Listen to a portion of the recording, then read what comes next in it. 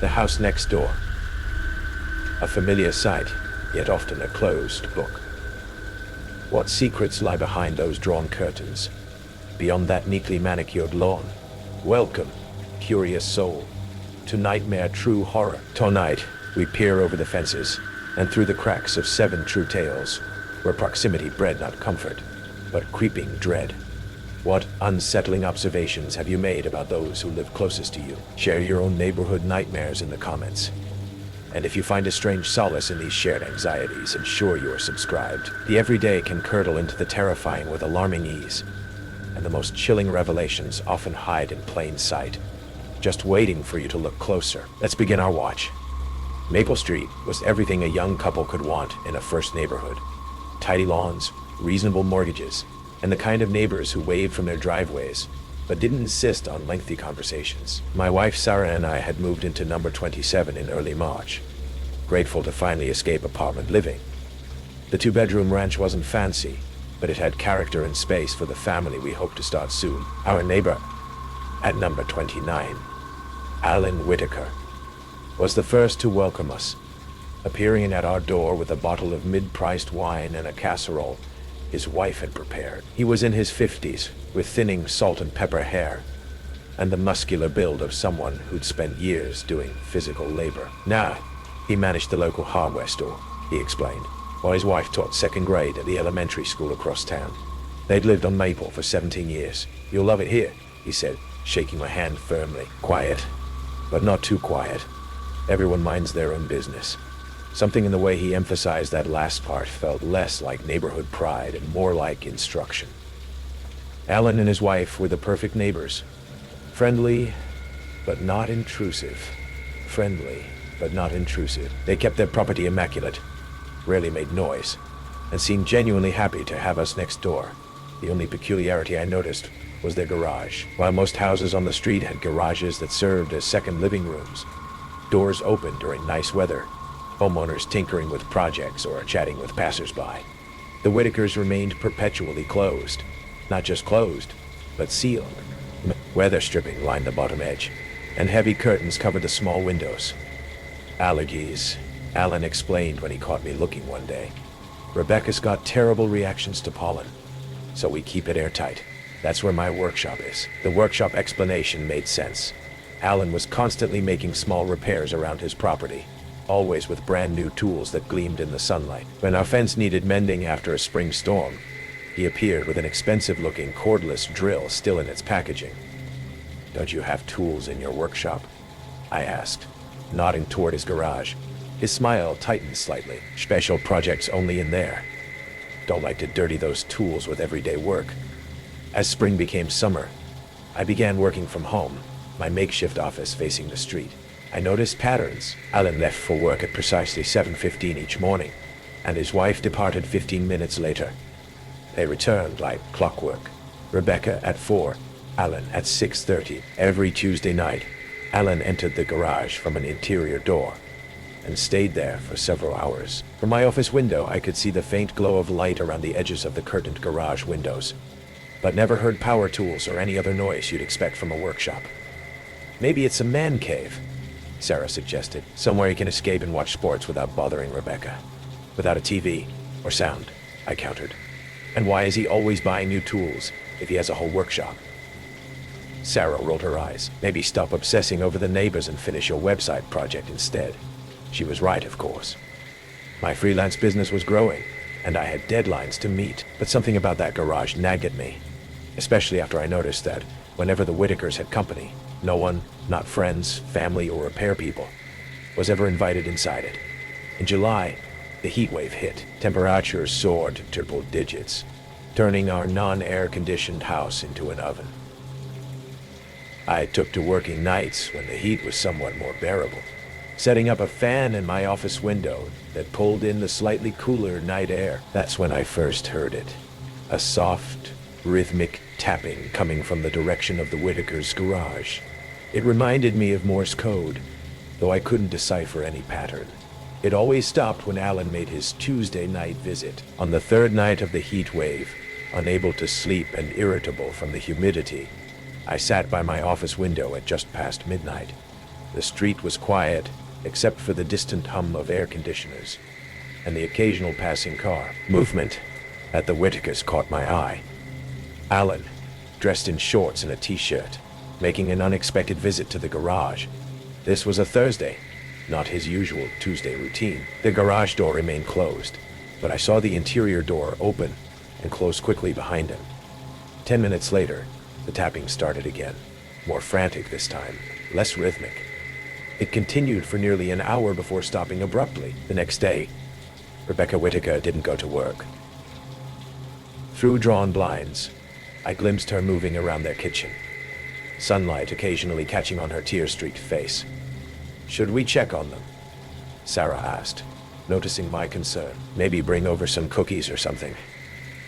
I hesitated. "Let's give them space." Alan mentioned they're going through some family issues. This was a lie. Alan had said no such thing, but I couldn't explain the unease I felt, the growing sense that something wasn't right next door. That night, as temperatures reached their peak and sleep remained elusive, I heard the familiar tapping again. Grabbing my phone as a flashlight, I stepped onto our front porch, ostensibly for fresh air, but really to investigate the sound more closely. The night was still, the street empty. The tapping was definitely coming from the Whitakers' garage. Not mechanical or accidental, but deliberate. I was about to return inside when a new sound froze me in place. A soft scraping, followed by the faint groan of metal under strain. The bottom seal of the Whitakers' garage door bulged slightly outward, distorting under pressure from within. Then I saw them. Fingers, human fingers, pallor and trembling, emerging from beneath the garage door, clawing desperately at the concrete driveway. A moment later, a hand followed, then a slender wrist encircled by something dark. A restraint or bruise, I couldn't tell which. My heart hammered against my ribs. I stood paralyzed, phone clutched uselessly in my hand, as more of the arm emerged.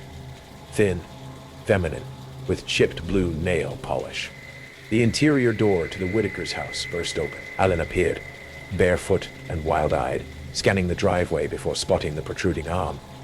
He lunged forward with startling speed, grabbing the wrist and yanking violently. The fingers scraped frantically against the concrete, leaving faint streaks before disappearing back under the door. A muffled cry pierced the night, quickly cut short. I ducked behind a shrub, certain I hadn't been seen. Through leaves and branches, I watched Alan pace the driveway, running his hands through his hair. Then he retrieved something from his pocket, a phone, and made a brief call, voice too low to hear. When he went back inside, I sprinted to our house, hands shaking so badly I could barely unlock the door. Sarah found me in the kitchen, face ashen, struggling to form words. "Someone's in their garage," I finally managed. "Someone's being kept there."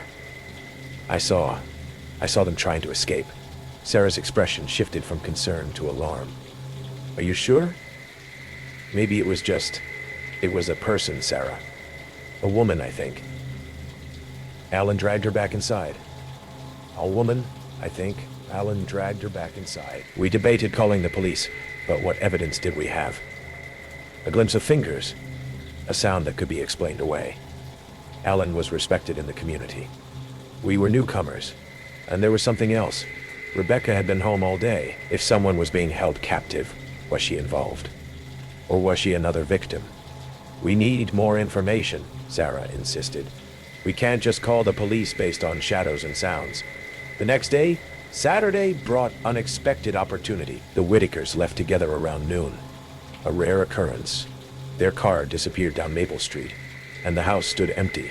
After 30 minutes passed with no return, I made a decision I still can't fully justify. "This is breaking and entering," Sarah hissed as I jimmied the lock on the Whitakers' back gate. "We could go to jail." "Something's wrong here," I insisted. "You didn't see what I saw." The backyard was immaculate.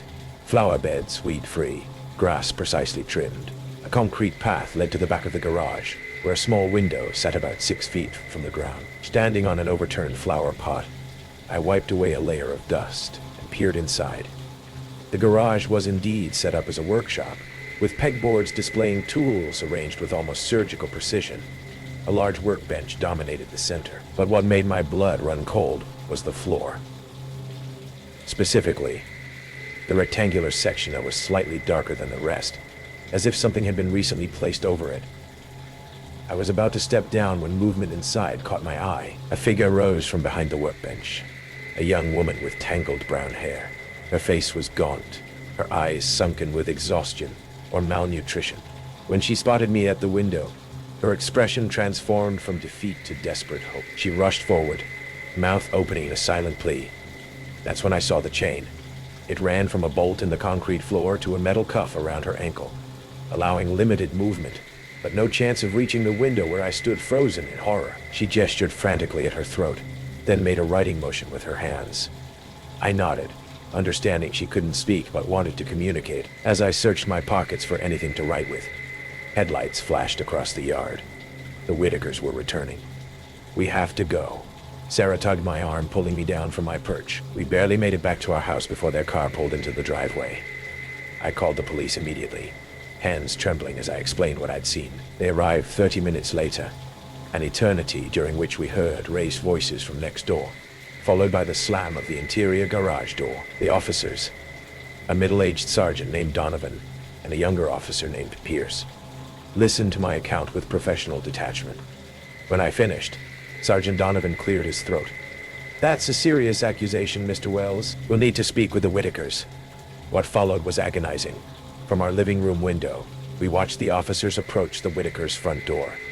Alan appeared, smiled, and invited them inside. 20 minutes passed. When the officers emerged, their body language had changed completely, relaxed, almost apologetic. They returned to our house with grim expressions. Mr. Whitaker has explained the situation, Donovan began. He's aware you've been watching his property. What? I wasn't. He and his wife have a daughter, Ellie. She has severe schizophrenia and has become increasingly violent during episodes. They've converted their garage into a safe space for her, after multiple suicide attempts and an attack on Mrs. Whitaker. My mind reeled, but she's chained. They have permission from her doctors for restraints during severe episodes, Officer Pierce interjected. They showed us the paperwork, all legal, all supervised by mental health professionals. Then let me see her, I demanded. If everything's above board. That's not happening, Donovan cut in.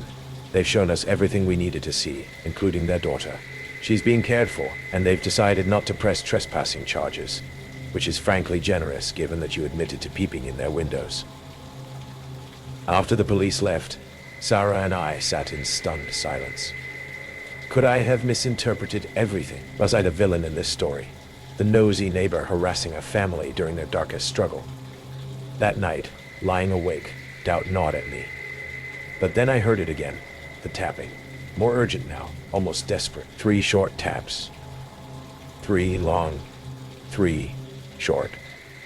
Over and over.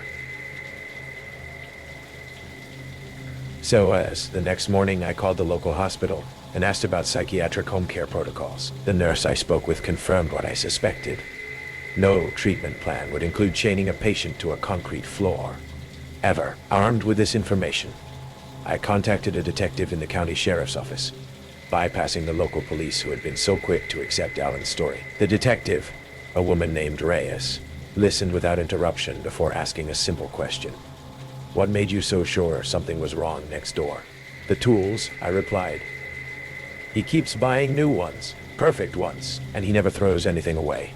3 days later, with a search warrant in hand, Detective Reyes and 4 deputies entered the Whitakers' home.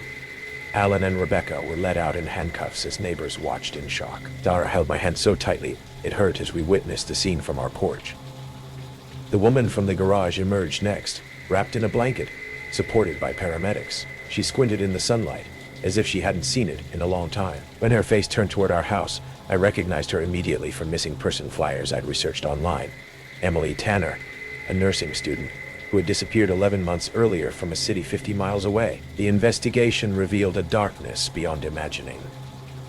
Emily wasn't the first woman to be held in that garage. Beneath its concrete floor, in the rectangular space I'd noticed, investigators found remains of 2 others, both reported missing years earlier. Alan's workshop tools had never been used for woodworking. Rebecca claimed ignorance, insisting she believed her husband's story about their troubled daughter Ellie. A daughter who, records showed, had died of leukemia when she was 12 years ago. Whether Rebecca was another victim or an accomplice remained for the courts to decide.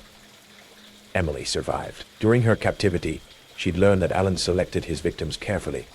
Always young women who reminded him of Ellie, always with some connection to healthcare, as if punishing those who had failed to save his daughter. His workshop, with its pristine tools and soundproofed walls, had been his temple to twisted grief. The tapping that had haunted my nights had been Emily's attempt to communicate, taught by the woman before her, who had learned it from the first victim. A legacy of resistance passed down in the darkness beneath Alan's carefully maintained facade. We sold our house on Maple Street 3 months later, unable to live with the garage next door and what had happened inside it. Before we left, Emily asked to meet us. Her recovery had only begun, but strength radiated from her eyes when she squeezed my hand. "He told me about you," she said quietly. "He said you were watching. He thought it would break me, knowing someone was so close but didn't help." She smiled faintly, but it gave me hope instead. Someone was noticing. Someone might understand what the tapping meant. I often think about the patterns we overlook in our daily lives. The neighbor who never opens his garage, the tools that never get used, the tapping in the night that sounds almost like a cry for help. The monsters among us don't have fangs or claws. They have friendly smiles and casseroles. They manage hardware stores and keep immaculate lawns. And they count on our reluctance to look too closely at the garage door that never opens. It started with the sound of a shovel, a soft, rhythmic thud. Scrape, thud, like someone carving out the earth just beyond my bedroom wall. I live in a quiet suburban neighborhood, the kind of place where nothing ever happens. So when I first heard it, around 2:13 a.m. on a Tuesday night, I assumed it was my imagination. The next night it came again, and again. The night after that, always the same time. Always the same time. Always the same slow, methodical sound of dirt being moved. My bedroom window faces the backyard of Mrs. Evelyn Hart, an elderly widow who's lived next door for decades. She keeps to herself, her house always spotless, her flower beds immaculate. We'd waved a few times, but never spoken more than that. Nothing about her ever seemed off. Until now. Curiosity overruled sleep. One night, I cracked the window and listened. Thud. Scrape. Thud. There were no lights on in her yard, but I could make out a figure, frail and hunched, digging under moonlight. I watched for nearly 20 minutes, transfixed. Then she stopped, turned slowly, and looked directly at my window, as if she knew. The digging stopped after that, for one night. The next morning, I took my dog out and caught the scent first. Something sour, metallic, like rotting meat left in the sun. I glanced over the fence and froze. One of the holes she'd dug hadn't been filled back in. It was over 6 feet deep. I couldn't see the bottom, and I swear I saw something buried in the soil. A shape wrapped in plastic. I called the non-emergency line, explained what I'd seen. The officer was polite, but dismissive. "She's probably preparing a garden bed," he said. "Lots of people dig at night in the summer. Avoids the heat." It was October. That night, the digging got louder. I lay in bed, heart pounding, as the rhythmic thuds turned into frantic scrapes. It didn't sound like someone planting tomatoes. It sounded like panic. Then came the whispering, soft, guttural words I couldn't make out. I crept to the window, phone in hand. Evelyn stood in her yard, barefoot, hands and arms caked in mud. She was speaking to the hole, or something in it. My phone's camera couldn't capture anything clearly in the dark, but I recorded anyway. The whispering grew louder, more erratic. She began laughing, quietly at first, then full-bodied, manic. I recorded for 4 minutes before she stopped. Looked up again, straight at my window. I ducked. The next day, I reviewed the footage. The audio was fuzzy. No clear words, just warped mumbling. But there was a frame, just one, where something else appeared in the shot, just over Evelyn's shoulder. A hand, pale, small. Reaching up from the hole, I called the police again, this time insisting. An officer finally came by. He walked the yard with Evelyn, who smiled sweetly, and showed him her project. Just an ambitious new garden, he told me afterward. Bit eccentric, but harmless. That night, I woke up to a sound that didn't come from Evelyn's yard. It came from my basement, dirt hitting concrete. and the whispering was no longer muffled by a fence. It was coming from behind the walls. I stood frozen at my kitchen window, the glass cold against my palm. Carl's silhouette moved through his backyard, the leash glinting under the moon. He was a quiet guy, mid-50s, a mechanic who kept to himself, always polite, waving as he mowed his lawn. But his eyes never lingered, like he was hiding something. I brushed it off. Small-town quirks. Now my stomach churned. Daisy's leash wasn't proof, but it was enough. I grabbed my phone, ready to call the cops, but hesitated. No evidence, just a hunch. Instead, I slipped on sneakers and followed, keeping to the shadows. Carl's yard was tidy, his shed door ajar. A faint whine, like a dog's whimper, drifted out. My heart raced. I crept closer, the grass damp underfoot, and peered through the shed's grimy window. Inside, a single bulb swayed, casting jagged shadows. Cages lined the walls, empty, their bars rusted. Daisy's leash lay coiled on a workbench next to a pair of bolt cutters.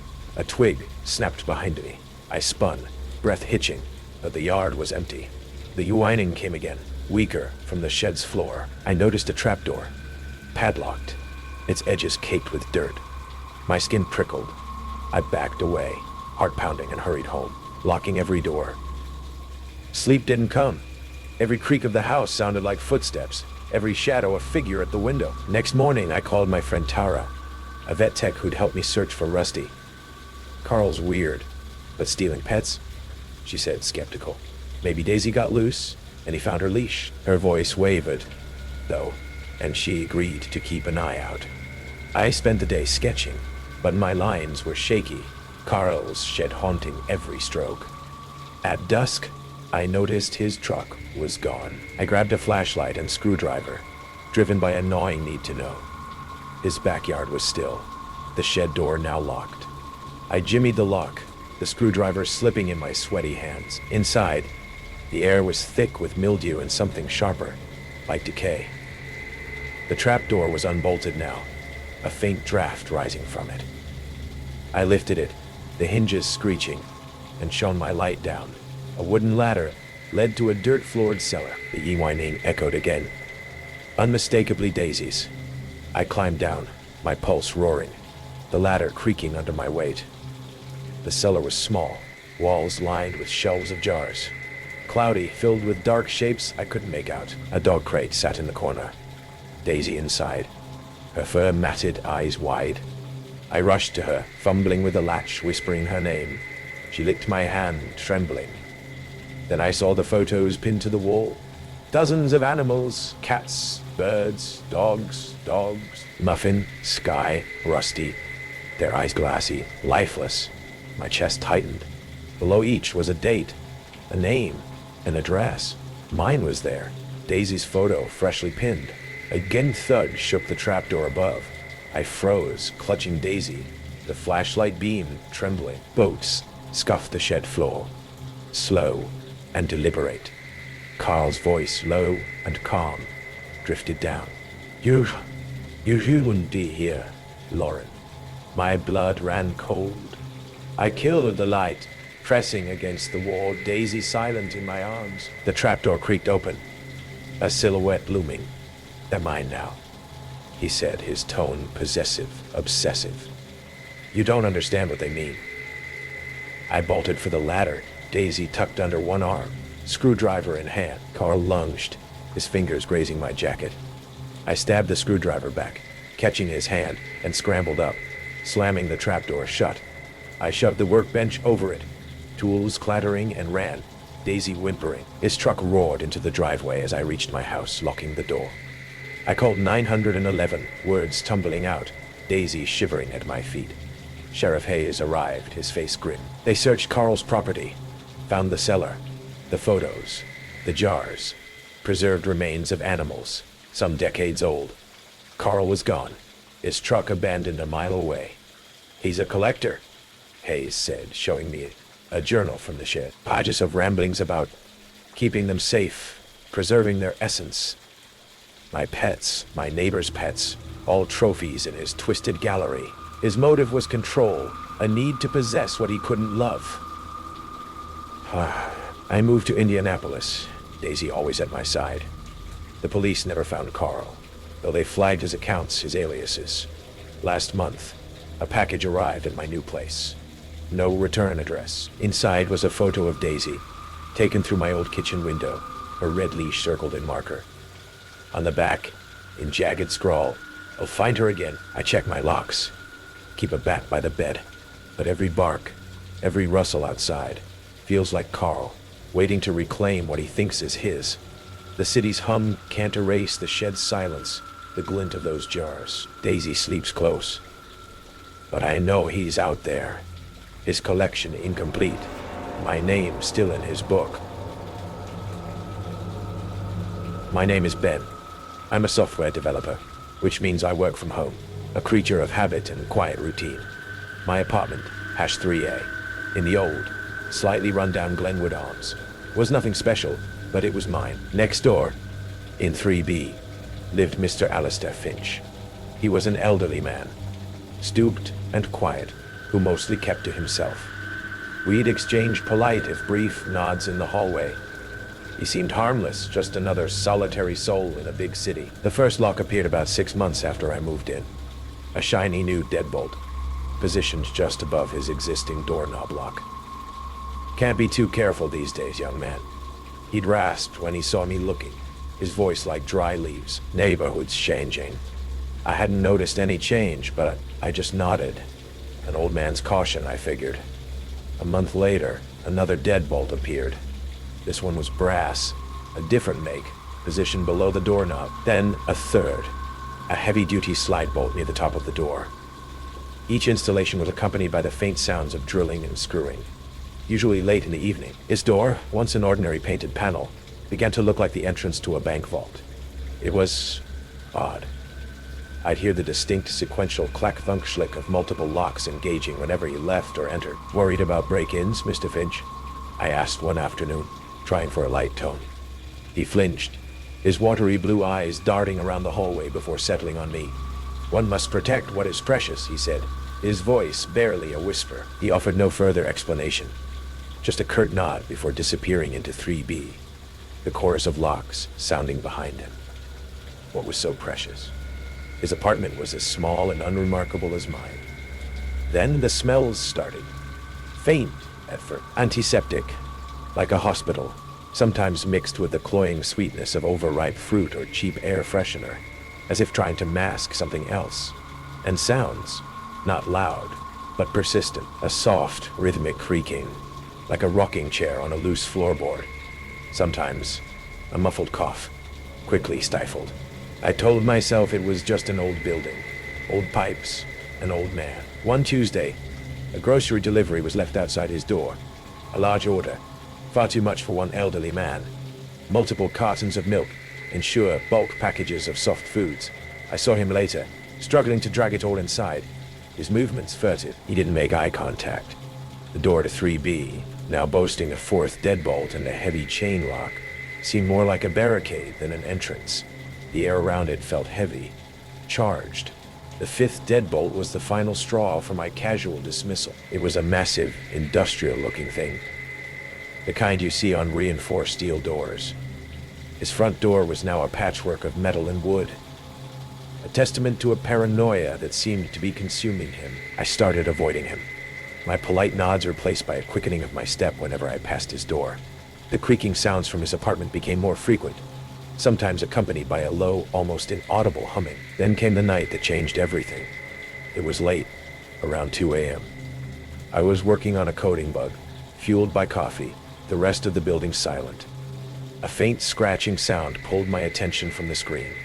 It was coming from the hallway, from Mr. Finch's door. My heart began to thud. I muted my computer, crept to my own door, and pressed my ear against the cool wood. Scratch, pause, scratch, scratch, then a whimper. A soft, desperate whimper. It wasn't Mr. Finch. It sounded younger, weaker. My blood ran cold. I peered through my peephole.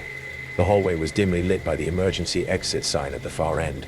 For a moment, nothing, then a pale hand. Slender fingers. appeared at the bottom edge of Mr. Finch's door, clawing at the tiny gap, trying to find purchase. The nails were chipped, dirty. The hand was shaking. Someone was trying to get out. My breath hitched. The hand vanished, followed by a muffled sob. Then the distinct, sharp clack of one of the internal locks being re-engaged from the inside, followed by Mr. Finch's low, angry mumble, too indistinct to make out words. My mind reeled. He wasn't keeping people out. He was keeping someone in. Sleep was impossible. The next day, Mr. Finch looked more gaunt, more haunted than ever. Dark circles ringed his eyes. I tried to catch his eye, to ask if everything was all right, but he scurried past, averting his gaze. The jingle of keys in his pocket loud in the sudden silence. I had to do something. I called the building superintendent, Mr. Henderson, a gruff, no-nonsense man. I told him about the locks, the sounds, what I'd seen. He listened, then sighed. Then, Alistair Finch is an old man. He's eccentric, probably just his niece or someone staying over. Had a nightmare. Don't go stirring up trouble. He was dismissive. I felt a surge of frustration, of helplessness. That night, I couldn't work. I sat in my darkened living room, staring at my front door, listening. The scratching came again, fainter this time, more desperate, followed by a soft thud, as if someone had collapsed. I couldn't just sit there.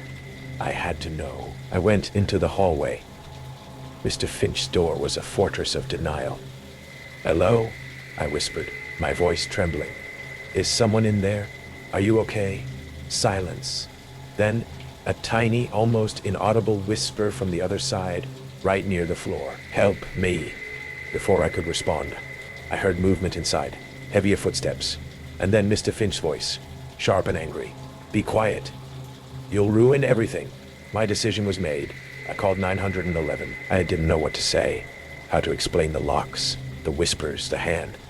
I just told them I suspected an elderly resident was in distress, possibly a hostage situation. It sounded insane, even to my own ears. The police arrived with a weary skepticism that mirrored the superintendent's. Mr. Finch, when he finally answered their loud knocking, the sequence of unlocking his door took an agonizingly long time, was the picture of frail indignation. "Officers, what is the meaning of this intrusion?" They explained my call. He scoffed. "My daughter, Maria, is visiting. She's a bit unwell, prone to dramatics. She's resting now." He tried to close the door, but one of the officers, a young woman with sharp, observant eyes, put her foot in the doorway. "Sir, we'll just need to verify that." The confrontation was tense. Finch protested, but they were firm. Eventually, he stepped aside. The apartment inside was dim, cluttered, and smelled strongly of bleach and stale air. And there, on a cot in the small living room, was a young woman. Pale, emaciated, with wide, terrified eyes that darted from Finch to the officers. She looked like a prisoner. "Maria?" the officer asked gently. The woman just stared, then her gaze flickered to Finch, who was watching her with an intensity that made my skin crawl. Then, very slowly, she shook her head. "My name is Lily," she whispered, her voice hoarse. "He's not my father." The story that unraveled was a twisted tale of obsession and control. Lily was a distant relative, a grandniece Finch had taken in years ago after her parents died. As she grew older and wanted her independence, his affection had warped into a possessive paranoia.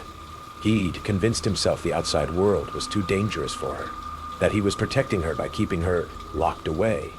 His precious treasure. The locks were his cage, his love, a suffocating blanket. He'd controlled her food, her contact with the outside, her entire existence for years. Her attempts to escape had been met with more locks, more restrictions. Finch was taken into custody, his protestations of love and protection sounding hollow and delusional in the face of Lily's quiet terror. Lily was finally free, but the haunted look in her eyes told me her ordeal was far from over. The Glenwood Arms feels different now. Every locked door, every quiet apartment, holds a potential secret. Mr. Finch's motive in his twisted mind was love, but I saw the raw, desperate scratches on the inside of his door.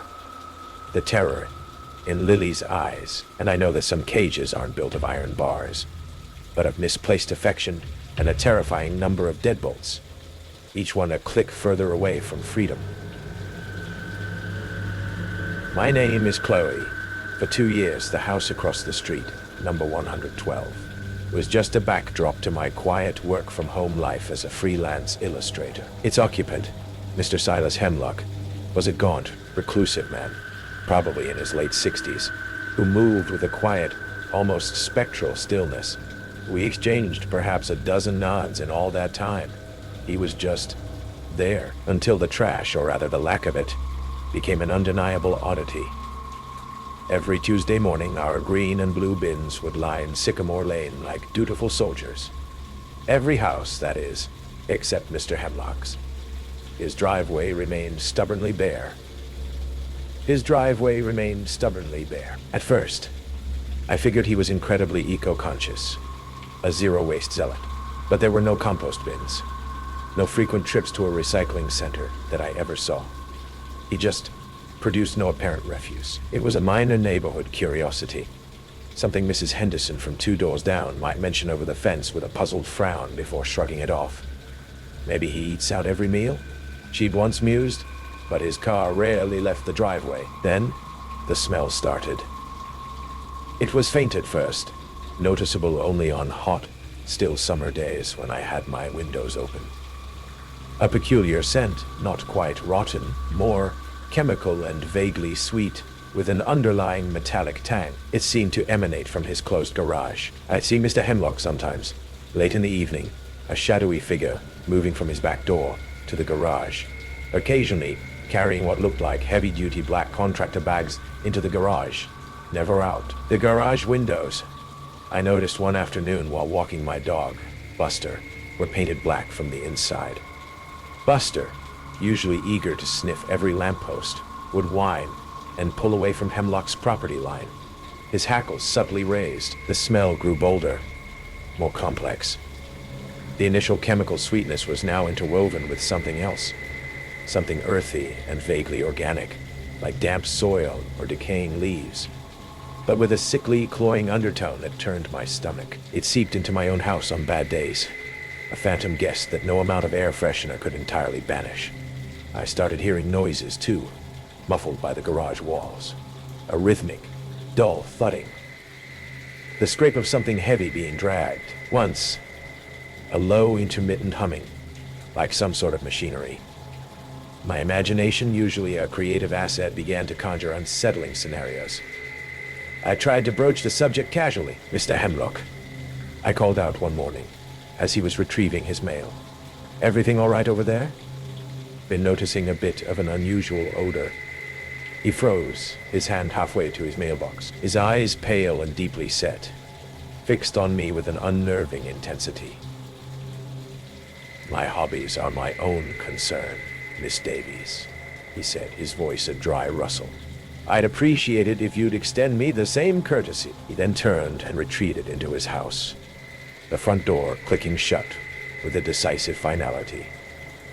The polite, reclusive neighbor was gone, replaced by someone guarded, almost hostile. The unease festered, blooming into a low-grade dread. I found myself watching his house more, cataloging the infrequent deliveries, always unmarked vans, always at odd hours. The continued absence of trash bins, the way the neighborhood cats gave his yard a wide berth. The smell became a constant, oppressive presence, especially during a sweltering August heat wave. It was thick, almost tangible, a vile perfume of chemicals. Something else, something that hinted at putrescence. That's when I saw the flies, dozens of them, fat and iridescent, buzzing listlessly around the seals of his garage door. And then, a dark, viscous liquid, like old oil, began to seep from beneath it, staining the concrete of his driveway. That was it. My stomach churned with a mixture of fear and a grim sense of civic duty. What if he was dead in there? What if something terrible had happened? I called the non-emergency police line, my voice trembling as I explained the situation. The lack of trash, the smell, the flies, the seepage. I tried to sound rational, concerned, not like a hysterical neighbor. 2 officers arrived, their expressions carefully neutral. They knocked on Mr. Hemlock's front door. No answer. They knocked again, louder. Finally, the door opened a crack and Hemlock peered out, his face sallow, his eyes darting nervously. He was initially resistant, claiming he was fine, that it was just some spilled chemicals from a project. But the officers were firm, citing the smell and the welfare check request. The stench, even from the front door, was undeniable. Reluctantly, Hemlock led them to the garage. He fumbled with a set of keys, unlocking a heavy-duty padlock on the internal door leading from the house. As the door swung open, even from the end of his driveway, where I stood watching with a knot of dread in my stomach, the wave of odor that billowed out was overpowering. One of the officers gagged, pressing a hand to his mouth. They stepped inside. I couldn't see much past their shoulders, just dim, cluttered shapes.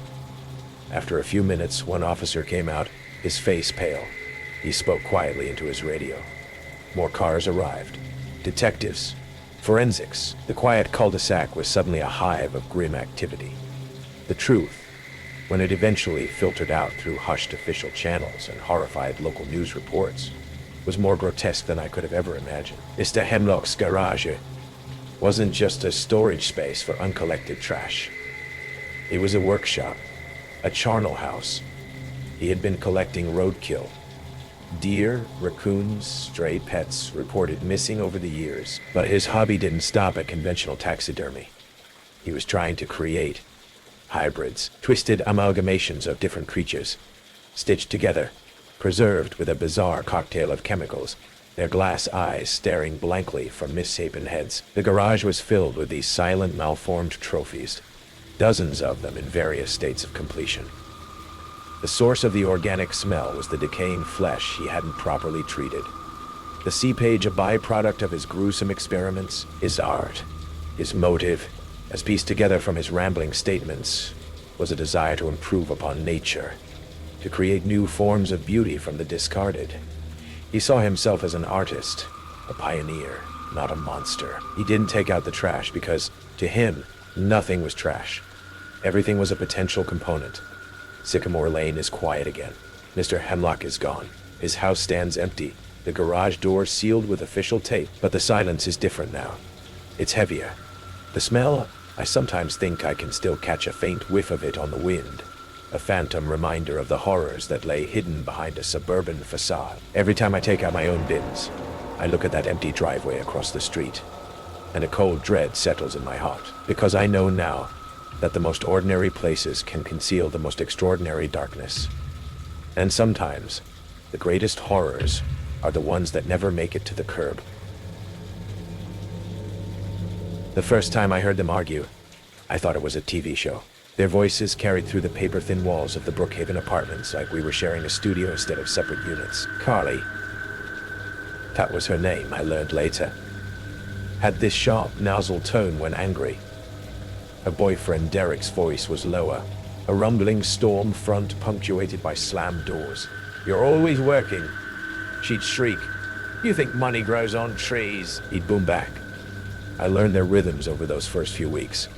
The fights followed a pattern. Sunday nights after football, Thursday mornings before his early shifts at the auto shop. Normal couple stuff, I told myself. Annoying but normal. Then came the Thursday night that changed everything. I was grading freshman comp essays at my kitchen table when the shouting started. Their usual script escalated faster than usual. Derek accusing her of flirting with someone at her waitress job, Carly denying it with increasing desperation. A glass shattered. Something heavy thudded against our shared wall. "Please, Derek, you're scaring me." The raw terror in her voice made my red pen freeze mid-correction. I stood, ear pressed to the wall.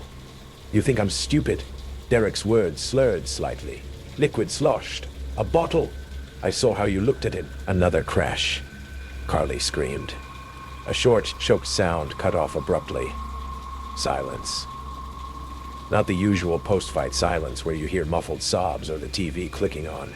This was absolute, as if the entire building had been vacuum sealed. I waited 10 minutes, heart pounding, before calling 911. No active disturbance at that address. the dispatcher said after checking with responding officers. Tenant says everything's fine. Through my peephole, I watched Derek chat amiably with the cops on his doorstep. He looked calm, sober even, in his grease-stained mechanic's shirt. Carly was nowhere in sight. The next morning, I caught him hauling black trash bags to the dumpster. 3 of them, bloated and awkwardly heavy. He struggled to lift them into the bin, sweat darkening his collar. Need help? I called from my doorway, testing. He turned slowly. Up close. Derek was younger than I'd realized. Mid-20s, with the bulky shoulders of someone who lifted engines for a living. A fresh scratch ran from his temple to jawline. All set, he said, smiling. His eyes didn't match the expression. Carly's visiting her sister.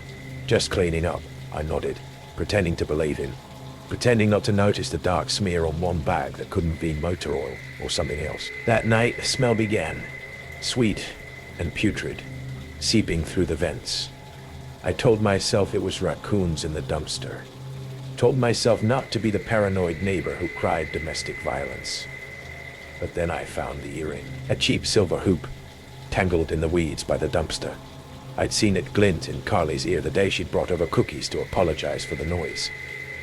Derek's really sweet when he's sober, she'd said, avoiding eye contact. The police didn't care about an earring. She's an adult, Officer Reyes told me. We can't force her to file a report, so I started watching. Derek's routine never faltered. Work, gym, home, but odd details piled up. The constant drone of his bathroom fan, day and night. A U-Haul parked behind the building, rented under it. Another tenant's name, dark stains on his balcony that spread daily despite sunny weather. The breaking point came when the super replaced our hallway carpet. As workers peeled back the stained beige fibers outside Derek's door, I glimpsed the concrete beneath.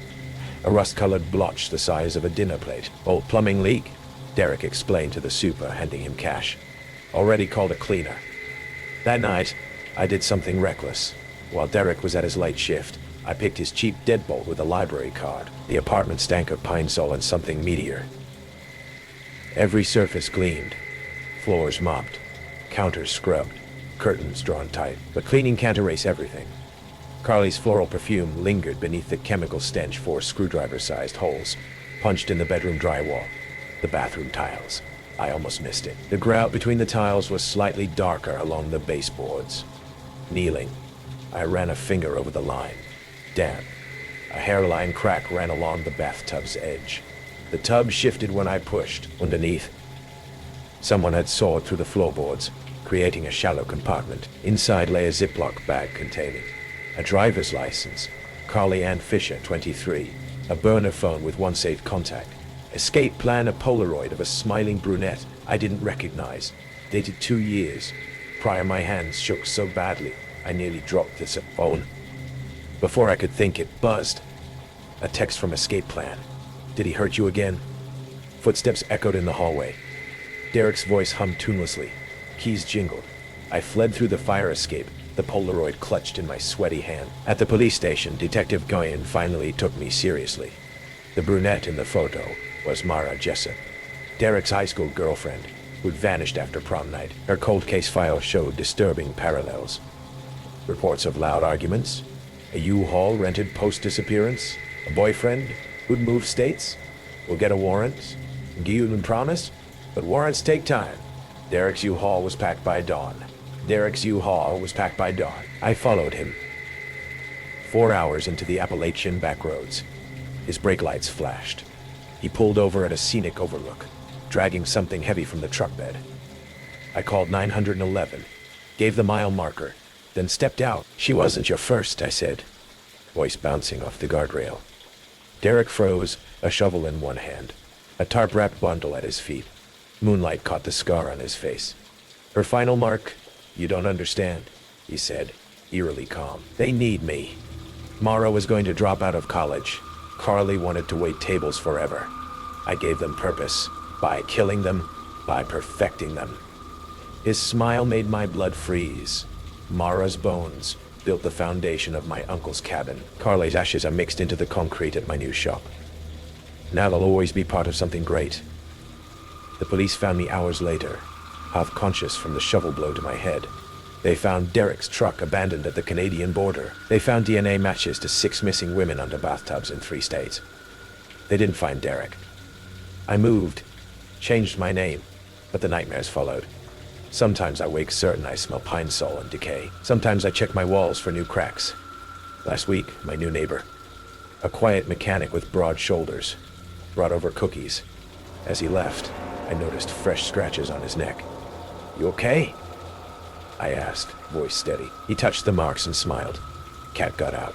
Had to chase her down. Through the wall that night, I heard muffled weeping and reached for my phone to call Detective Nguyen again. The Harrison apartments weren't much to look at.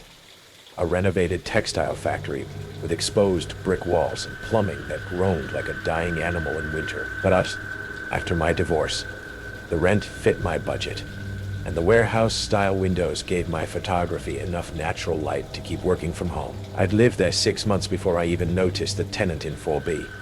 I genuinely didn't know if it was a man or woman. Never seemed to make a sound. No TV murmurs through our shared wall. No footsteps overhead.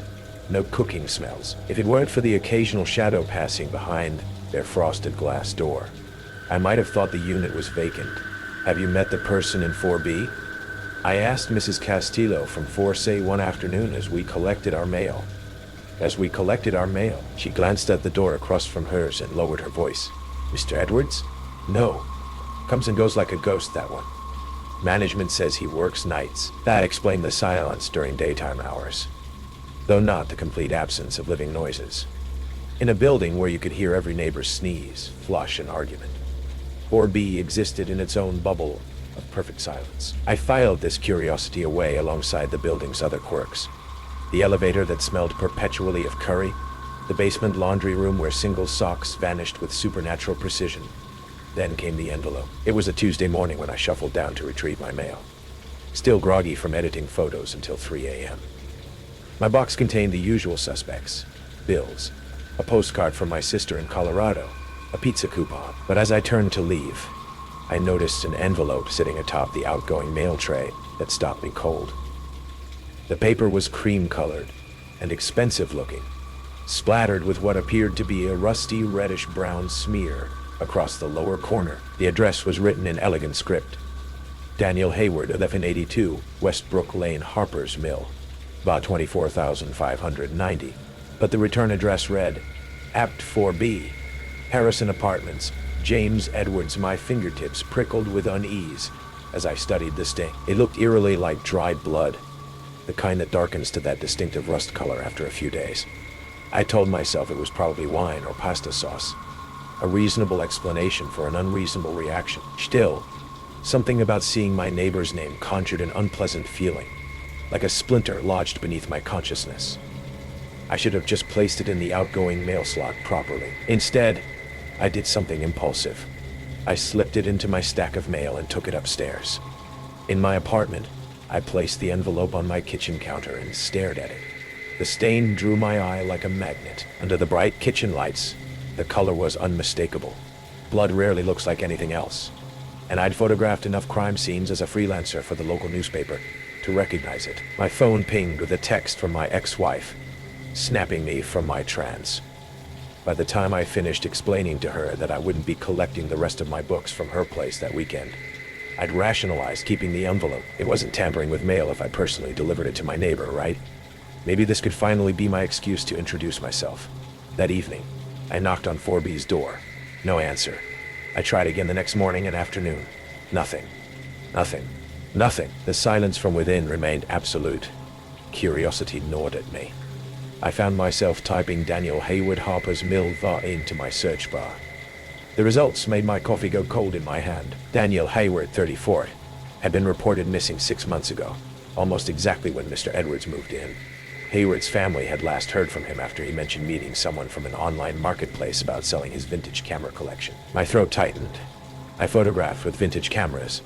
The coincidence felt too neat, too deliberate. I began watching 4B more closely. Edwards left precisely at 11:30 p.m. each night, returning at 7:15 a.m. He was taller than me by several inches, with pale skin that never seemed to see the sun and thinning blonde hair. He carried a leather messenger bag that he clutched closely to his side, as if it contained something precious. A week after finding the envelope, I was awakened at 3 a.m. by an unfamiliar sound. Something heavy being dragged across the floor in 4B. I pressed my ear to the wall, heart quickening, and heard what sounded like plastic sheeting being unfolded. Then silence resumed its reign. The next day, I called the local police department in Harper's Mill. The detective handling Hayward's case sounded tired. We've had dozens of false leads, he explained. Without evidence of foul play, we're limited in what we can do. What about a letter addressed to him with what looks like blood on it? I asked. His tone changed instantly. You have this letter now? Yes. Don't touch it further. We'll send someone over. Officer Reynolds arrived that afternoon, a stocky woman with sharp eyes and a no-nonsense attitude. She examined the envelope without touching it, then carefully sealed it in an evidence bag. You did the right thing calling us, she said. This address in Harper's Mill. It's a defunct post office box. Been closed for years. No one would ever have received this. A chill settled over me. What does that mean? Could be nothing. Could be nothing. Could be someone's idea of a sick joke. She glanced toward my wall. You said your neighbor moved in when Hayward disappeared. I nodded. We'll look into it. She handed me her card. Call if you notice anything else unusual. That night, I couldn't sleep. Every sound from the hallway made me jolt upright. At 11:30, I heard Edward's door open and close with its characteristic precision. I waited 5 minutes, then did something I still can't fully justify. I picked the lock on his apartment. The skill was a remnant from a misspent youth before photography. Straightened me out. I promised myself I'd never use it again. Yet here I was, easing open 4B's door with trembling hands. The apartment was immaculate. Eerily so. No personal photos. No mail scattered on countertops. No dirty dishes. It resembled a hotel room more than someone's home. A place to exist rather than live. The living room contained a single armchair facing a blank wall. No TV, no books, no laptop. The kitchen was spotless. The refrigerator containing only bottled water and protein shakes. A single plate, bowl, and set of utensils sat drying beside the sink. Nothing in the trash can. I moved toward the bedroom, pulse throbbing in my ears. The bed was perfectly made, hospital corners tight enough to bounce a quarter. The closet held identical sets of clothing, 5 white shirts, 5 black pants, 5 gray sweaters. At the back, partially hidden, hung a worn leather camera bag. My stomach dropped. With shaking fingers, I opened it to find 3 vintage Leica cameras, the exact models mentioned in the article about Hayward's collection. A noise from the bathroom stopped my breath. A slow, rhythmic drip. The bathroom door stood slightly ajar, a sliver of shadow visible through the crack. I nudged it open. The smell hit me first. Metallic, organic, unmistakable. The bathtub was lined with clear plastic sheeting, the kind used by painters or others who don't want to leave traces. A dark liquid dripped slowly from somewhere above. I forced my gaze upward. Suspended from a hook in the ceiling was what looked like a large, plastic-wrapped package. Dark crimson liquid seeped from one corner, falling in perfect rhythm into the tub below. Drip, drip, drip. My vision tunneled. I stumbled backward, knocking into the doorframe. The sound echoed through the silent apartment like a gunshot. I fled, not bothering to lock the door behind me, and barricaded myself in my apartment. With shaking hands, I called Officer Reynolds. He has Hayward's cameras, I whispered. And something wrapped in plastic in the bathroom. It's dripping blood. Stay put, she ordered. Don't open your door. We'll be there in 10 minutes. Those were the longest 10 minutes of my life. Every creak in the hallway sounded like footsteps. Every shadow passing beneath my door seemed to pause, considering whether to enter. When heavy knocking finally came, I checked through the peephole before letting Reynolds and 3 officers inside. They took my statement while 2 others entered 4B with hands on their weapons. 5 minutes later, Reynolds' radio crackled. All clear. No signs of disturbance. Bathroom is clean. That's impossible, I protested. I saw it. The plastic. The blood dripping. Reynolds returned from inspecting 4B herself, her expression unreadable. The apartment is empty, completely clean. No cameras, no plastic, no blood. He must have come back. We had a patrol car watching the building entrance since I left earlier today. No one matching Edward's description has entered or exited. My credibility unraveled further when the building manager informed us that no one named James Edwards had ever leased apartment 4B. The current tenant, a woman named Margaret Chen, had been traveling in Asia for the past year, subletting through an agency. But I've seen him, I insisted. For months. The man with the messenger bag. Reynolds studied me with a mix of concern and suspicion. We'll continue investigating the envelope. For now, try to get some rest. But rest wouldn't come. I spent the night researching Daniel Hayward, diving into news reports about his disappearance. At 4 a.m., I found what I was looking for. A photograph of Hayward at a photography exhibition. He was tall and thin with blonde hair, holding a messenger bag identical to the one Edwards carried. 3 days later, Officer Reynolds called. The substance on the envelope was indeed human blood, matching Hayward's type. When they tracked down the return address I'd given them, the one where I'd been living for 6 months, they discovered the building had been condemned after a fire 18 months earlier. That's not possible, I said, staring at my exposed brick wall. I'm standing in my apartment right now. Sir, Reynolds said carefully, the address you gave us is an empty lot. I hung up and began frantically searching online for the Harrison apartments. Nothing. No website, no rental listings, no reviews. My lease agreement. Where was it? My mail, my bills, all addressed to a different building entirely. One I never heard of. The realization crept over me like ice water down my spine. I rushed to my bathroom and stared into the mirror, really stared, for the first time in months. Thinning blonde hair, pale skin that never saw the sun. The face of the man from apartment 4B stared back at me. The face of Daniel Hayward's killer. The knock that came at my door wasn't unexpected. As Officer Reynolds and her team crashed through, I sat calmly in my single armchair, facing the blank wall where I'd projected my delusions. The messenger bag sat at my feet, the cameras inside still spattered with blood that would match the envelope I'd sent to myself. An envelope addressed to a man who no longer existed, except in the carefully wrapped package hidden behind my bathroom. "Oh, James Edwards?" Reynolds asked, weapon trained on me. I smiled. "There's no James Edwards," I replied softly. "There never was." As they led me away in handcuffs, I caught my reflection in the elevator's polished doors. For just a moment, I could have sworn I saw Daniel Hayward staring back at me from behind my eyes. Quiet, patient, watching me from the place where I'd buried him inside myself. Perfect neighbors, after all, never make a sound. The streetlights hum, casting long shadows. 7 tales of ordinary neighborhoods harboring extraordinary darkness. Do you look at your own surroundings a little differently now? The true terror, perhaps, is the realization that the monstrous can reside just a heartbeat away, behind a friendly wave or a closed garage door.